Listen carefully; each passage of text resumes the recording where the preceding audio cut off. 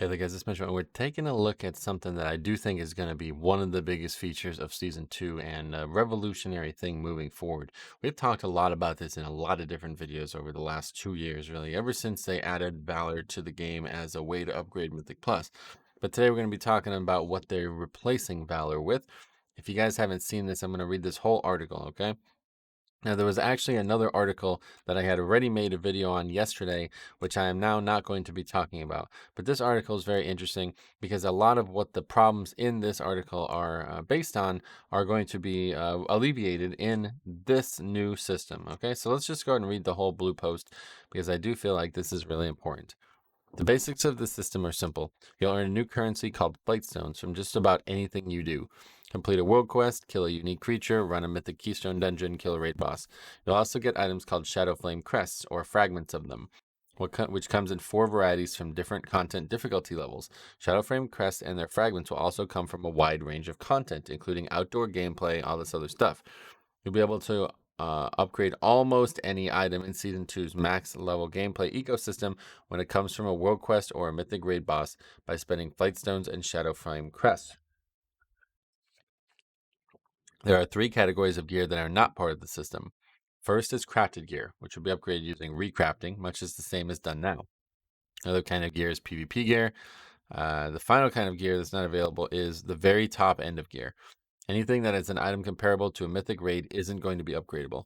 If you want the very best gear and get into Hall of Fame for the new raid, you'll still need to earn gear for the drops, the same as you do now.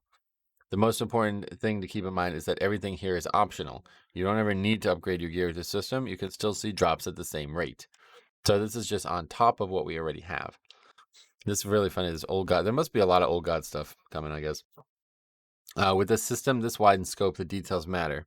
Flightstones themselves are, as already stated, obtained from just about everything you do in the game. There's no weekly cap, so if you're running low and want more, you can always continue playing the game and getting more. You'll be limited on how many you hold, though the holding cap is relatively high, at roughly 5 times the cost of most expensive upgrade. Since you can spend them freely and earn them freely, as long as you're using them to upgrade your gear, there's no practical limit to the number you can earn. Shadow Flame crests come in 4 varieties: Whelpling, Drake, Worm, and Aspects. If you're upgrading an item to an item level that corresponds to the equipment you get from Raid Finder, you'll need to spend one of the Whelplings. The Whelplings, that's funny. Upgrading to an item level corresponding to normal, you'll spend with Drakes. Heroic, you'll use Worms. And to upgrade Mythic level gear, you'll be using Aspects. Those levels of content are where you'll find most Shadow Flame crests, with additional options for Whelplings and Drake crests in non-instance outdoor gameplay. Meaning the lowest 2 you can actually get from world content, and then the highest one, Aspects, is only going to be obtainable from stuff that would be Mythic Raid equivalent. So that makes me wonder, what does the Mythic Plus? Maybe they'll explain that, so let's just not even talk about that yet. But that would be my first question. So upgrades cost Flightstones and Shadow Flame crests when you're getting an upgrade that increases your character's power. But if you're upgrading an item that's lower than the highest item level you've gotten in a slot, you'll get a discount. We don't want you to feel penalized for upgrading the wrong item, and we want to encourage experimentation with various trinkets and other equipment that have cool effects. That is a really, really, really powerful statement right out of the gate here. That's huge. So if you're already a couple of trinkets at item level 415, but you get a new trinket at 402 and want to try it, you'll be able to upgrade your new trinket without spending any Shadow Flame crests. You'll only spend half the usual Flightstone cross. Oh, no Shadow Flame crests at all? Wow, okay. That's surprising. I did not expect that much. Vindicator Boros wants to upgrade his new 2-handed mace to 408. He already has a 2-handed that's 415. Upgrading his new mace from 408 to 415 will cost him the usual Flightstones and won't cost him any Shadow Flame crests. If he wants to upgrade further to 418, it'll cost him a Drake, Shadow Flame crest, and the usual amount of Flightstones. Yeah, there's just so much granularity here that I'm very confused by all these names, but I'm sure it'll make a lot of sense in the game itself. That redundancy discount doesn't apply to characters that earn the upgrade either. When you go to the upgrade, it's any character on your account has an item higher than that for the slot. You'll get 50% Flightstone discount. You'll still need to collect the appropriate Shadow Flame crest if it's high enough item level, but it'll be much cheaper to upgrade that gear. Very interesting because, they keep talking about alts for whatever reason, but yeah, this is way better than right now. Like, the best way to do this is just crafting gear, man. It's really, really good, and this is even better. Like, so it doesn't seem like crafting gear is going anywhere, but this is like actually even better. And it makes me wonder, like, man, is it going to just be insanely easy to gear up a new character if you really wanted to? We'll see. We'll see what actually happens with these drop rates. I assume it's going to be very common. So, rings, trinkets, and one-handed weapons, since you get 2 slots, will track your second highest item to determine your discount on upgrades. The second highest. Okay, cool. Main hand weapons and offhands like shields are each tracked separately, but the lower of these will count towards your one-handed weapon discount. If you have a nice two-handed weapon, your highest will set the discount threshold for both hands, no matter what style you use. Think of it this way: these discounts won't help you raise your main character's item level or your alt's item level to be higher than your main, but they will help you catch up. That's cool, man. That's solid. This is very creative. I'm very impressed by this. How many upgrades? Each item can be upgraded so far based on its level of creation. Yeah, so this is kind of very hard to even understand, to be honest. I really don't know what this means. Like, I guess they're adding new, like, things to the text on the gear, but TLDR 441 is going to be the new max level mythic piece, presumably. I will talk about that in a second. But that's a lot to digest, so let's dig into it a bit more. Most items can be traded between 4 or upgraded between 4 and 7 times. For example, if you get an item on the adventure upgrade track, it can go as high as 8 of 8, which is 411. If you want to go higher, you'll need to go get a veteran item that can be found in Raid Finder instance or in equal level content. These upgrade tracks are labels placed on the item levels, but if you've been following the way item levels are set up in previous expansions, you'll recognize some things. Veteran items are found in the Raid Finder item level range. Champion items come from normal raids and anything that gave gear in the same level range. These upgrade tracks and levels will be on the tooltip for each piece, so you know just how powerful your equipment can get. And of course, mythic gear is truly mythic. Once you're in that item level, you can't upgrade it further. Yeah, so this is actually just going to straight up, I guess currently right now it says like normal or LFR or heroic on the gear.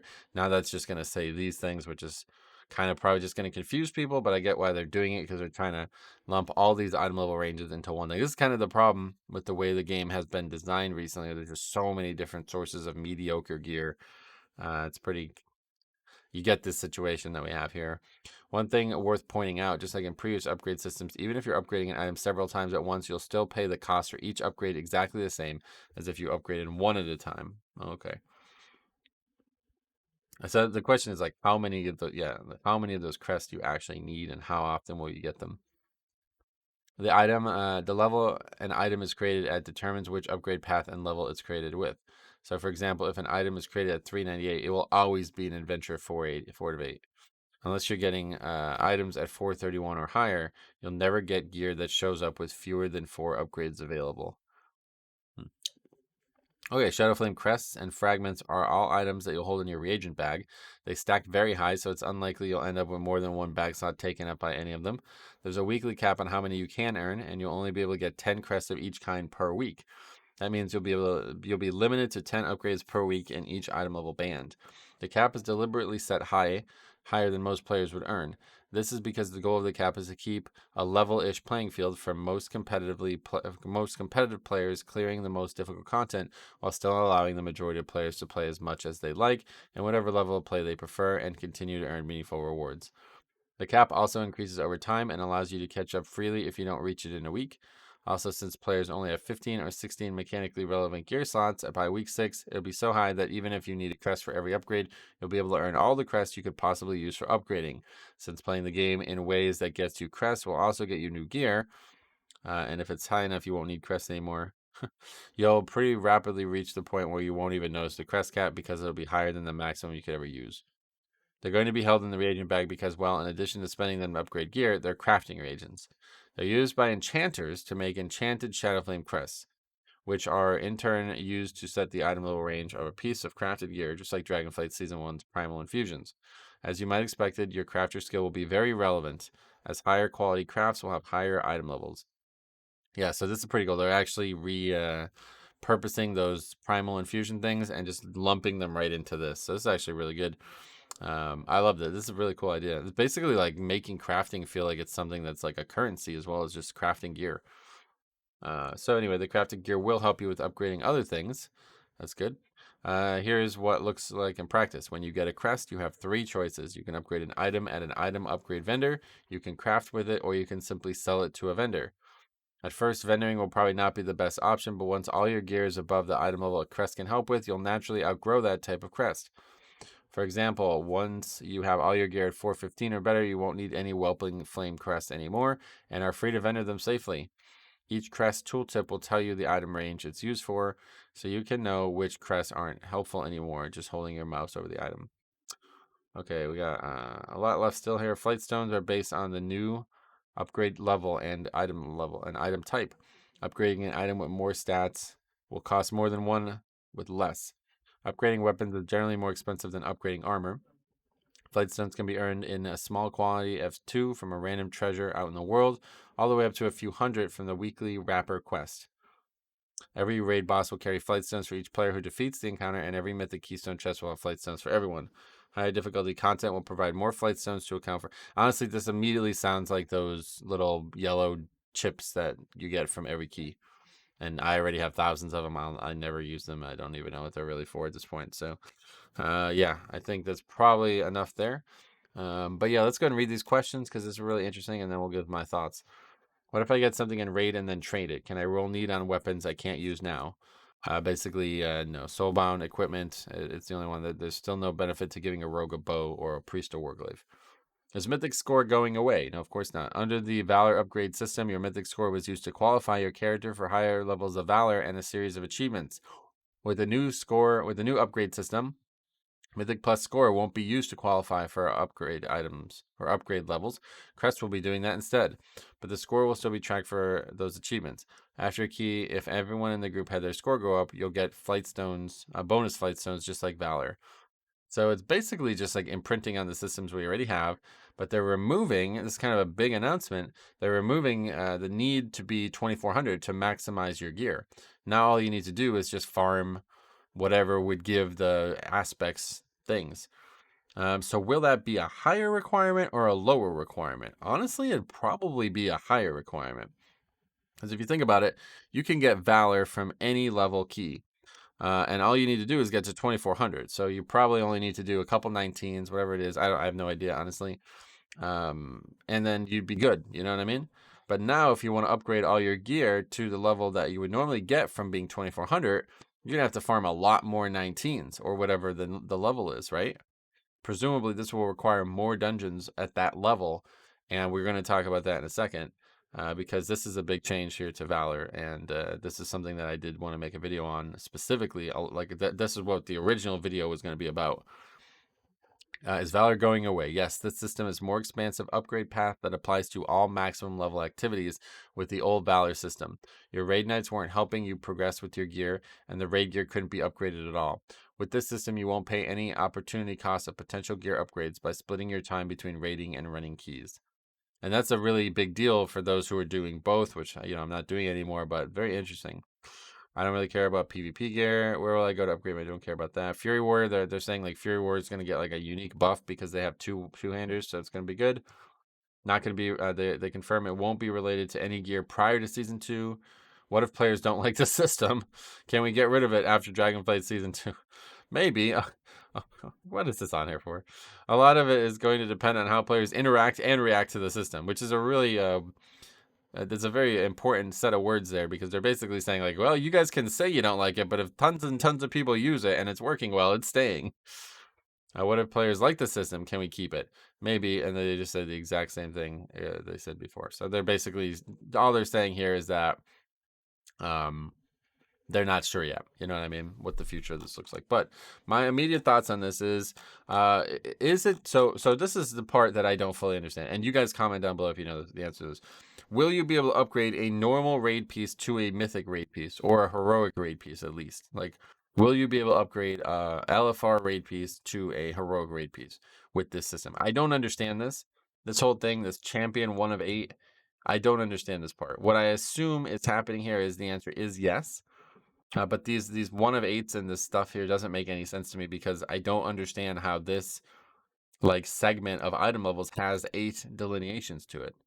Like it doesn't like what is the jump? Like is it 2 item level per upgrade? Is it 1? Like I don't really know what the granularity is here. This is what very very very confusing to me.